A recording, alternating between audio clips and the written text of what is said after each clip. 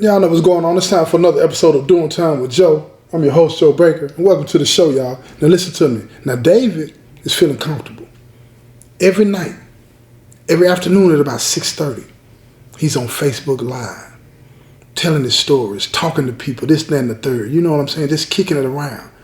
You know, building up his little stronghold, talking to the guys and letting them know that he's running things again. You know what I'm saying? It won't be long before he spread his wings at this particular facility and do his thing, but he got to do his thing right now and build it all up, right? Making sure all his connections in place and all this and that, because he ain't just working it at one place, he's working it at several different places.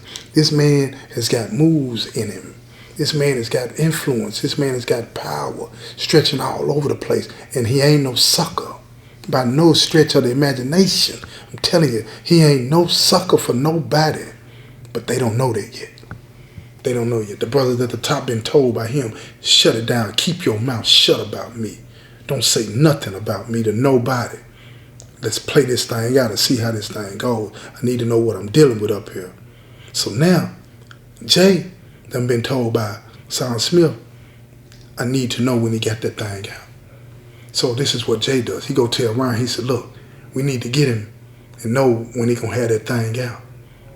So Ryan goes into full effect mode and get to work. He up by the microwave again, because that's where he stays. And ain't not a place when they see him up by the microwave, he cooking his meals up, right? So David happened to be coming out again, he going by the microwave. He said, man, how you like that burrito, man? David said, man, that bump was fire. It was fire. He said, man, you know what you're doing. You might know a little something. We can do something, you know what I'm saying, not tonight, but we can do something one day. You know what I'm saying, when I feel like eating a lot. You know, but right now I'm just eating me a little light meal. He said, oh, okay then. He said, I tell you what, though, I'm cooking up something tonight. You know what I'm saying? I got you if I have enough, but I'm really doing this for a couple other guys. So, you know what I'm saying, if I got a little bit, I'll stop by. If not, you know what I'm saying, I'll catch you another time. So David was like, that's okay, man. It's all cool. You ain't got to mess with me tonight, man. Just do you, right? You know what I'm saying? Because David really didn't want him coming by there anyway, because he getting ready to go on Facebook Live. You know what I'm saying? He ain't got time to be playing with nobody. You know what I'm saying? He just need all the privacy he can get. So check this out. Now, at this particular facility, they keep these little pieces of wood between the door and the door frame, right? So you can pull it all the way up, and it look like it's pulled all the way up, but it's not shut, you know, and it's not locking either. But if people see your door pulled all the way up, they most of the time when dealing with the police, they tend to just leave you alone. It's almost like you're locked in, right? But they know that the door is not locked, but that lets people know, I don't want to be bothered. My door ain't cracked. I ain't inviting nobody in. Stay away. You feel me? I don't want to be bothered today. And that's how David had his sale. But see, Ryan, he had to know what was going on. He had to know if he had that phone out, because his partner Jay needed that. And Son Smith needed that. They all needed that so they could continue to get that money. Because they were supplying the compound with everything you can imagine. Phones, tobacco, liquor, drugs, everything, chips, everything. Not to mention what, anyway, I'm going to get to that part too, the other stuff that Son Smith was doing. It's just going to be in the later episode, so you're going to have to keep on listening. You feel what I'm saying? But look here, let me tell you now. So Ryan, he finished making the meal. He ain't making the meal for nobody. His whole goal is to figure out if David's got that phone in now, so he can let Jay know. So he finished making the burritos, and he walks over there, and see, he'd already made it up in his mind. He ain't gonna knock on the door. So he snatched the door open real quick. He said, hey man, here you go. I got a couple of burritos for you. And he laid them down on the table, but then he stretched his neck. Like in the Marvel comics, you know, the rubber man stretched that neck so he could see. And he seen the light. And I ain't talking about Jesus, y'all. I ain't talking about Jesus. He saw the light from the phone, and he backed up real fast, just fast enough to make David wonder, did he see it or did he see it? What's going on? You know what I'm saying? So he backed out and left the burritos on the table, and David looked at him like, man, what's wrong with this fool, man? Just barging up in here. He don't know who I am. But David ain't peeping the move. He saw the phone. He knows it's in there. Now check this out. See, David ain't even understanding that he been watching him for a while now. And he sees that when he goes in and he pulls the door up like that, he don't come back out for the night. And if he don't come back out for the night, what does that mean, y'all? That means he got the phone in there. So he made the call to Jay and told Jay, he said, look, he got the phone in there now. And he won't be out again tonight. So hit Sarge up and let Sarge know they can hit him tonight. He said, bet. I got him. He said, man, appreciate that. So here we go. Jay made the call to Sarge, told Sarge, he got it. You can hit him anytime tonight. Sarge made the call, told the warden. They made a decision to hit the whole unit. They didn't want it to look so obvious, right? So about 3 in the morning, here they come. Here come the federales. They hit the unit. Everybody's up. They on David's cell. They picked 8 cells initially, hitting them. Got lucky in some other ones too. Got some chips and stuff like that. People watching TV and all this and that, watching movies, listening to music and all this and that, right? But the target was David. Because see, once the warden knew who it was, he knew because they got the files. They know who's who and what's what. They ran up in there. David had just laid down to sleep and let the phone land up under him. Just had the phone laying there. Because he intended to wake back up and get back on it. But you know how when you fall asleep, you get in that nice, old, warm, comfy, cozy position. You don't want to move. That's what happened. So he gets up. They tell him, stand up, strip. Then the officer looked past him. He saw the phone on the bed. He said, hold up. Move over here. And he instructed David to move to the side. David calmly moved to the side. No big deal to David. He'd been to the hole before. He understands what's going on. He ain't tripping about going to the hole. And when he gets out, he right back at it. That's what he's thinking in his mind, right? If it were only that simple. He gets the phone. When he picks up the phone, he grabs his radio. He signals to somebody, I got it.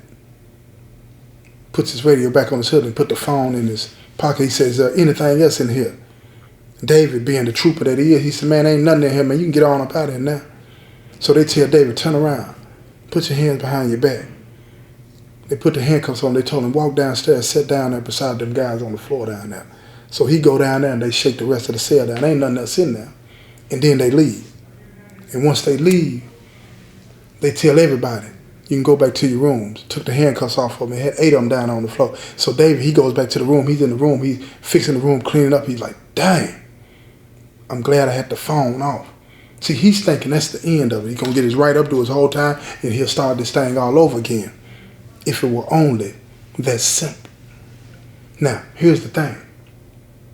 Sarge gets the phone. He tells the warden.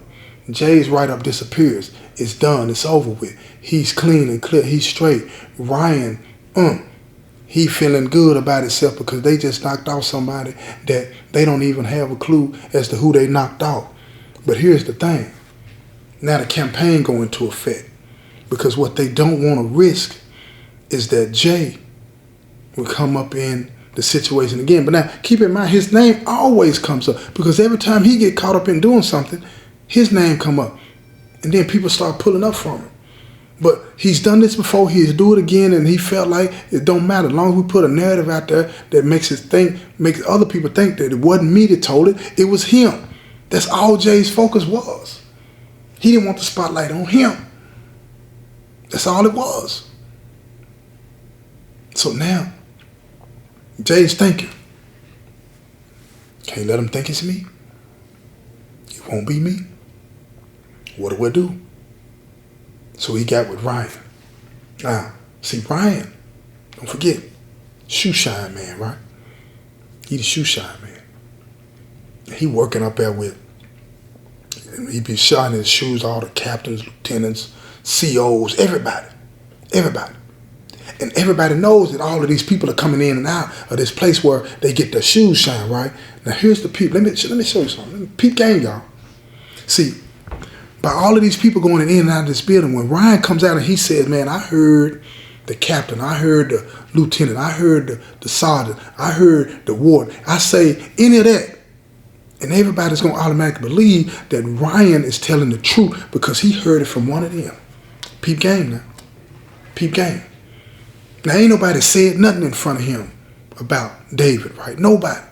But he comes out and he starts to stir the pot. That's what you call stirring the pot, y'all. He comes out and he's stirring the pot. And he's telling different people on the compound, David is a rat. He making a deal to get out of this write-up. Now everybody's looking and wondering what's going on. Wait a minute, what's happening? What's really happening? Then Ryan and Jay, they go to Sarge. They tell Sarge what's going on. Now let me tell you something about the write-ups. See, write-ups, once they put them in the computer, they stay in the computer for a certain amount of days. And if they haven't been heard or dealt with in a certain amount of days, they fall out of the computer. It's as if you never had the write-up. You understand what I'm saying? And the only person that could do that is the man that's over the write-ups. Follow me now. Listen to me. Just listen to me. I know I might be talking a little fast, but just try to keep up. So Ryan, Jay, and Sarge Smith, they done got together. And in order to protect Jay and Ryan, they had to make it look like David is telling stuff. This is the one that's telling stuff, right? Now he done got caught up. In order for this to sound truthful and work, the write-up got to disappear. See, now David, he's sitting on the side. He wondering, he waiting, he trying to see what's going on. And all of a sudden, he gets approached by Internal Affairs. And Internal Affairs, they approach him and they tell him, say, look, you do something for us, we'll do something for you. So he said, man, I don't do no talking. That ain't how I get out. I'll go to the hall, I'll be straight. They said, well, how you going to feel about losing your visits? How you going to feel about not being able to do the things that you need to do? How you going to feel about when we transfer you somewhere else and lock you down? How you going to feel about that? How you going to feel about that? So David looked at him, he said, what is it that you want me to do? He said, man, we just want the electronics off the compound. Can you help us get the electronics off the compound? He said, so you don't want me to tell on nobody, you just want some electronics and you're going to get rid of the write-up. And they told him, yeah, get us some electronics and you walk away from this. Just don't do it no more. So David, being the person that he is, he gets on the phone, he tells his gal to be on standby. And she understood what that meant. They've been together for a while. He gonna need her to send some money somewhere. So she says, okay. So he don't know that Jay is orchestrating all of this, right? He don't know. So he go back to Jay and he tell Jay, man, hey man, you got another one of them? And Jay tell him, I can look into it. I see what's going on and I got you. But see, in the meantime, in between time, one of the guys that was at the top of the hill, didn't know who David is, got transferred to the bottom of the hill. Wait a minute. This is called a wrinkle. So when he gets transferred to the bottom of the hill, see David, he know this one of his guys, he tell him what's going on. So the dude tell him, he said, bro, look here, bro, this is what you need to do. I'm gonna go back to the top of the hill on the rec call and I'm gonna get you what you need. You know what I'm saying? We got some stuff up there that you can turn in. You ain't necessarily gotta turn in no phone. We know about the move. They do it all the time around here.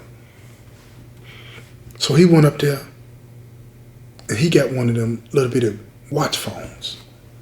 It didn't have no band on it, but it had the rest of it. And you can listen to music on it, this and that.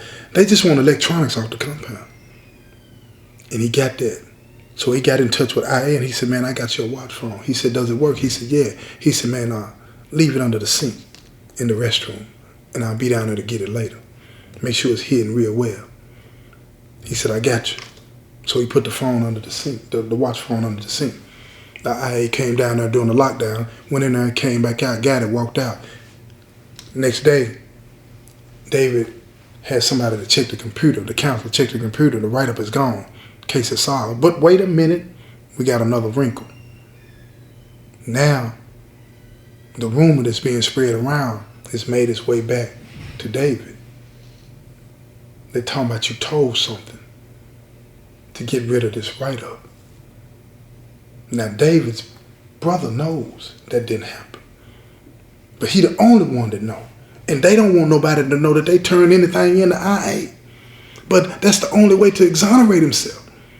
You tell that you worked with IA on turning in some electronics, or you take the label of a rat. What do you do? He said, man, we're going to let it blow over. It can't be real. We're going to let this thing blow over. This ain't happening. So day after day went by, and it didn't blow over. More and more people are talking about David is a rat. Now, Jay and Ryan, they know the deal. Son Smith, they know the deal. They're enjoying it because it took the spotlight off of Jay in his situation. Nobody's talking about Jay anymore. They're talking about David. Talking about David. So now David had a relative on the compound, his little cousin. And his little cousin heard this rumor about David being a snitch, and he stopped talking to him. He cut him all the way off. It didn't matter who he was and the position he held and how his name had been in good standing for years. He cut him off. Didn't speak to him at all. No more. Not another word. So when he would go to chow, the guys wouldn't even sit with him. And for the first time in his prison career, he started to feel ostracized. And he wondered, is this how it feels when somebody's being lied on? Is this how it feels when somebody is being mistreated? And he had to conclude, yeah, this is how it feels. This is how it feels. He said it don't feel good. Listen to me, y'all. He said it didn't feel good to him because he had been behind a lot of the things that happened to a lot of other people, and now the chickens had come home to roost, and it was backfiring, and it was coming true on him. You understand? So now he has to figure out something, and he starts to think, how did I get popped? How did that happen? He said, man, after Ryan, he talking to himself, y'all, after Ryan dropped off them bogus raps, all of a sudden, I get hit. David been doing this for a while, so he ain't slow, so he's thinking, he must have done it, but how would he know I had a phone in there? He said, what's the connection between him and Jay? Now, I heard all this stuff about Jay, but he did me a solid. He did me a solid, so I don't see the connection. He's reasoning all of this out in his mind, trying to figure out what's the connection. And then he pulls his cousin over. He can't take no more. He tells his cousin, what's going on, man? Where you hearing all this nonsense at? And his cousin said, Ryan told me to watch you because you'll tell something. He don't know we related, though. But he came and told me that. He came and told me that. Oh, okay. So now, David stepped to Ryan. He said, do you know me? He said, no, I don't know you. So David said, if you don't know me, then why you got my name in your mouth? And then he pop on it.